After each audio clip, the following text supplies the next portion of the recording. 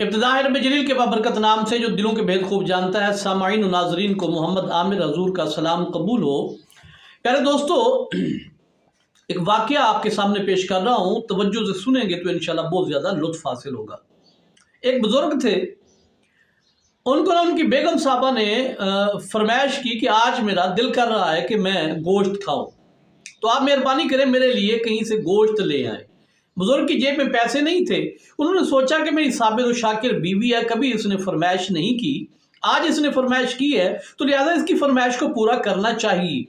आप बाहर निकले, आप एक बाग में से गुजर रहे थे, देखा कि खजूरें तोड़ रहा था बाग का मालिक। आप चले गए और बुजुर्ग जाके कहते हैं कि भी अगर मैं मजदूरी करूं तो मुझे मजदूरी दोगे? उसने कहा मुझे एक हेल्पर की ज़रूरत है, तो आप आ जाए मेरे साथ काम करें। बुजुर्ग ने काम कराया 12 बजे तक, दिन के 12 बजे तक, और फिर जो मुकर्रर थी वो मजदूरी ली और दुकान पे चले गए। जाके जनाब वहाँ से आपने जितना भी नसीब में था गोश्त खरीदा।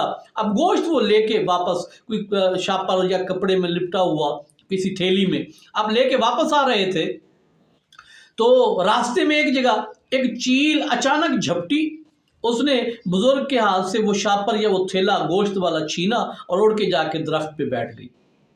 बुजुर्ग बड़े हैरान हुए, भी एक चील मुझसे गोश्त छीन के ले गई है। आप आगे बढ़ के कोई बट्टा वगैरह मार के उससे वो छीनना, वापस लेना, छीना हुआ गोश्त लेना चाह रहे थे कि अचानक कान में आजान की आवाज आई।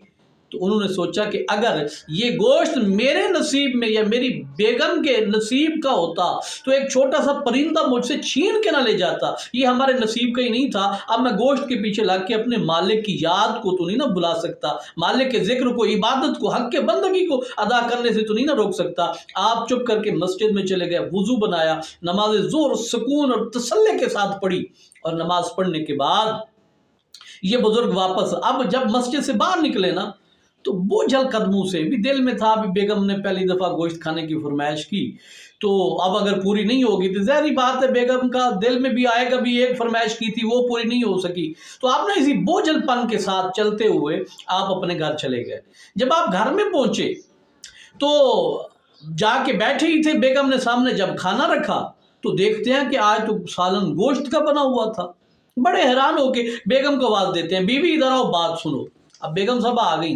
आप पूछते हैं भी मैंने तो, तुमने कहा था मुझे गोश्त लेके आने का, मैं गोश्त लेके नहीं आया, तुम्हारे पास गोश्त कहाँ से आया कि तुमने गोश्त पका के रखा हुआ है? जब ये बात बीवी ने सुनी ना, तो बीवी कहती है कि ए मेरे मजाजी खुदा, बात दरअसल ये है कि हमारे मकान की ना छत पे सामने मुंडेर पे एक चील आके बैठी, जिसके मुंह में ना चूंच में एक थैला था और उसमें गोश्त था।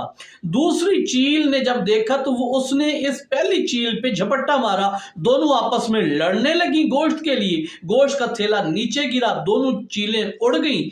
मैंने उसे लिया, धोया, पकाया, शुक्र अल्लाह का अदा किया कि आज मैंने एक फरमाइश की थी, अल्लाह पाक ने उसे पूरा कर दिया और मैंने पका के आपके सामने रख दिया।